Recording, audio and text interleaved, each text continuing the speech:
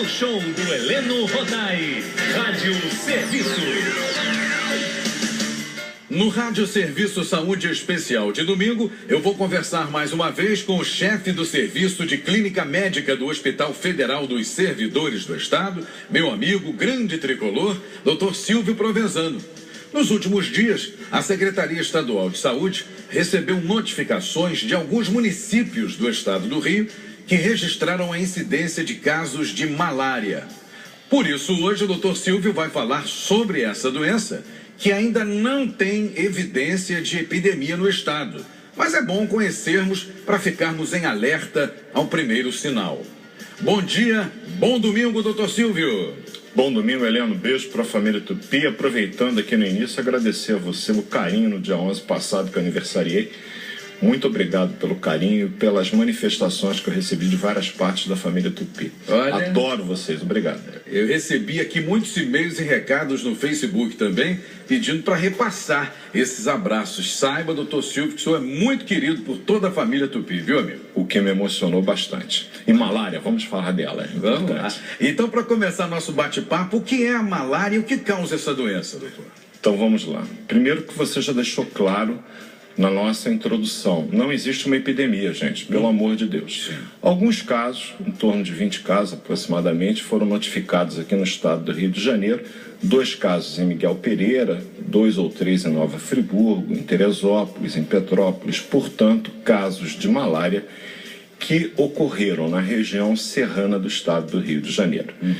A malária não é uma doença infecciosa, ou melhor, não é uma doença contagiosa, ela é uma doença infecciosa. Qual é a diferença dessas duas coisas? Na doença contagiosa, um ser humano pode passar a doença para o outro ser humano. É assim, por exemplo, com a tuberculose, que se você tem em casa alguém com um quadro de tuberculose, todos da casa devem fazer o exame para ver se porventura não foram também infectados, já que é uma infecção contagiosa.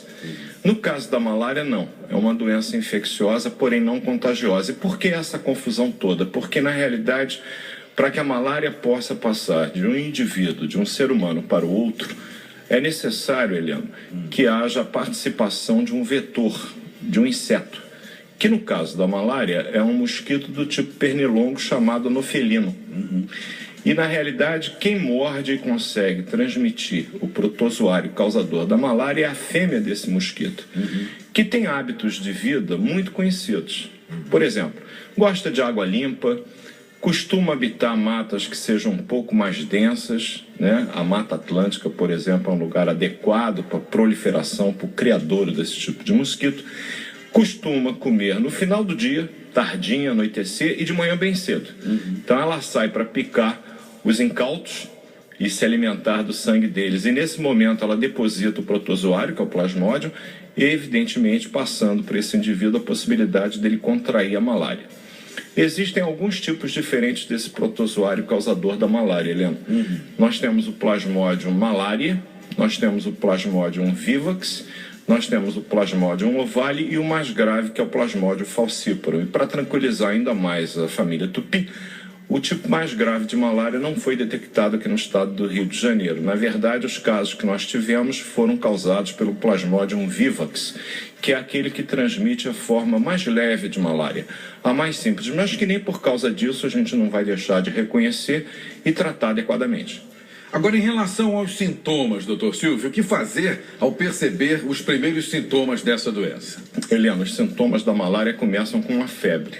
Geralmente uma febre alta, acompanhada de calafrios, suor noturno, muita dor de cabeça, dor abdominal, dor nas costas, dor no corpo todo. Há casos que se confundem, inclusive, com a dengue. Também é transmitida por um mosquito, mas é uma doença totalmente diferente.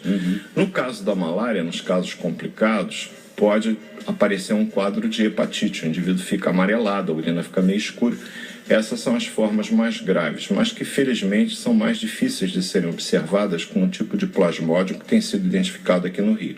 Portanto, se alguém da família Tupi tiver viajado para a região serrana e num período de tempo compreendido entre 7 e 21 dias aproximadamente, que é o chamado período de incubação. O que a gente chama de período de incubação, família Tupi? É o momento em que você é mordido pelo mosquito, no anofelino, e os sintomas da malária começam a aparecer. Esse período de mordida e início dos sintomas a gente chama de período de incubação. No caso do Plasmodium vivax, varia de 1 a 3 semanas. Então, se você tiver viajado para a região serrana, tiver sido exposto à possibilidade de picada pelo mosquito, que nem todo mundo percebe, e começar a apresentar uma febre alta, dor nos olhos, muita dor de cabeça, eventualmente você ficar meio amarelado com sintomas parecidos com o da hepatite, procurar o posto de saúde e vai ser feito um exame específico para detectar a malária. Esse exame é o exame da gota espessa. Colhe-se apenas uma gota do polegar do paciente, isso é encaminhado para laboratórios especializados. Na Fiocruz nós temos gente muito capacitada, muito gabaritada para avaliar isso, e lá vai ser observada a presença do pronto-usuário e assim a gente fecha o diagnóstico. Agora, em relação ao tratamento, doutor Silvio? O tratamento da malária depende do tipo de plasmódium. O Plasmodium vivax, que é aquele que eu disse que está sendo detectado aqui no estado do Rio de Janeiro, ele é facilmente tratado, viu, Helena? Alguns cuidados são necessários se, por exemplo, o indivíduo que tiver sido contaminado pelo Plasmodium for uma grávida, porque não é todo medicamento que pode ser administrado à mulher durante a gestação. Crianças abaixo de 2 anos também tem que ter um cuidado todo especial, e nesses casos muitas vezes é recomendada a internação hospitalar para que possa ser feita uma observação e um acompanhamento mais adequado nos primeiros dias de tratamento. Mas que é importante que a família Tupi saiba, existe tratamento específico para a malária, desde que o diagnóstico seja feito, estabelecido, e a medicação. Ela é uma medicação de baixo custo, é uma medicação que normalmente tem poucos efeitos colaterais, e esse custo que é baixo porque ele é fornecido gratuitamente pelo Ministério da Saúde em todo o território nacional. Sabia, Helena, que mais de 98% dos casos de malária encontrados no Brasil, eles são originários da região amazônica. Então é do Amazonas, do Pará, do Maranhão, de Roraima, de Rondônia, do Tocantins, do Acre. Toda aquela região, ela é um criadouro do anofelino, e a malária lá ela é endêmica, quer dizer, não é mais epidemia.